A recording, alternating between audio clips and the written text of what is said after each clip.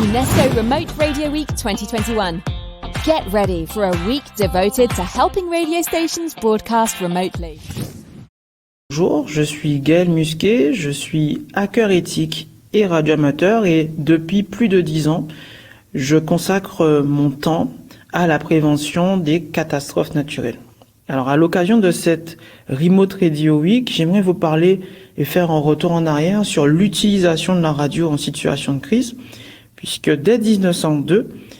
en Martinique, Gustave Ferrier a été le premier à utiliser la télégraphie sans fil pour rétablir les communications entre la Guadeloupe et la Martinique, puis la France hexagonale, après une éruption extrêmement meurtrière de la montagne Pelée qui a fait plus de 30 000 victimes. Lorsque Gustave Ferrier est revenu à Paris, il a installé ses émetteurs sur la Tour Eiffel, qui est depuis devenue extrêmement stratégique en matière d'émissions et qui n'a pas été détruite en 1909 quand il a fallu la démolir parce que les émissions radio depuis la Tour Eiffel étaient devenues stratégiques. Je fais une avance rapide sur mon enfance en 1989 en Guadeloupe. La Guadeloupe est balayée par l'ouragan Hugo. Et j'ai pu voir à quel point, à l'époque, Radio Caraïbes International sur la bande FM était vraiment notre lien pour savoir ce qui se passait autour de nous sur l'île. À l'époque, pas d'internet, pas de téléphonie mobile, et donc la radio était vraiment le seul moyen pour nous de savoir un peu ce qui se passait et aussi pour les autorités de transmettre les consignes, puisque j'ai eu malheureusement la chance de pouvoir voir quelque part l'œil d'un ouragan, mais aussi la malchance puisque c'est à l'endroit où les vents sont les plus violents. Et pendant cet œil de l'ouragan, certaines personnes pensaient que l'ouragan était passé et la radio, la bande FM à l'époque a été vraiment un moyen de prévenir ces personnes qu'il fallait absolument qu'elles retournent chez elles, se confiner, pour éviter évidemment d'être blessées, voire tuées par les vents violents qui s'annonçaient. Et depuis, je suis devenu hacker. Je me suis consacré énormément à l'utilisation des nouvelles technologies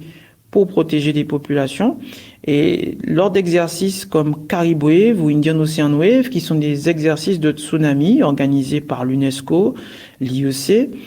on montre à quel point la connaissance des catastrophes naturelles permet d'avoir les meilleurs réflexes possibles en matière de prévention. Et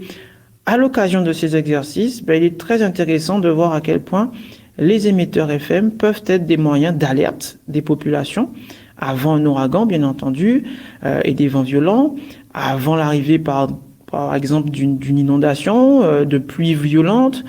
mais aussi de tsunamis. Et les tsunamis, malheureusement, sont des catastrophes très rares, mais très meurtrières.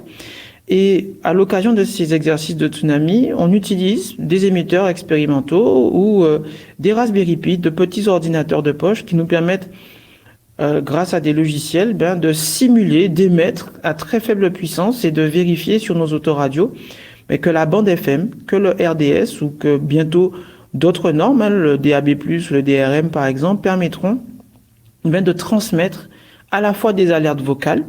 mais aussi des alertes textuelles qui permettront d'afficher sur l'autoradio les informations de crise et à terme des images, des mignonnettes, de petites images qui permettront de transmettre aussi des informations qui éviteront évidemment aux personnes qui sont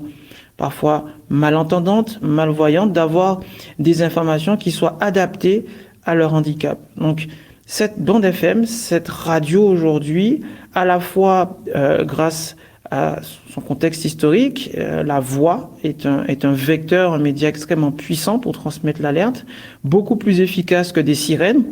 mais aussi tous les supports numériques associés, textuels associés en fait à cette radio nous permettent aujourd'hui de transmettre des alertes quelques secondes, quelques minutes, voire quelques heures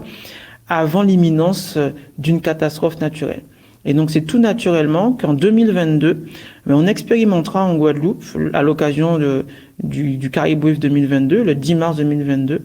que l'on va tester lors de cet exercice toutes les possibilités de ces émetteurs FM, DAB+, pour permettre à toutes les communautés, collectivités, citoyens et établissements scolaires de disposer d'un système d'alerte le plus complet possible et multicanal.